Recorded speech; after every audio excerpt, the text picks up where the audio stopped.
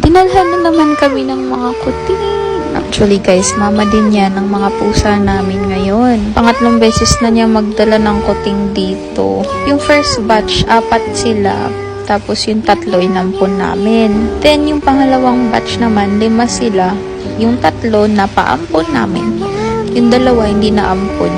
So sa amin na lang sila. In total, 5 na po yung mga pusa namin ngayon. Although nafa-flatter talaga ako. Nakaka-flatter talaga kasi sa amin dinadala. Ibig sabihin, pinagkakatiwalaan niya kami.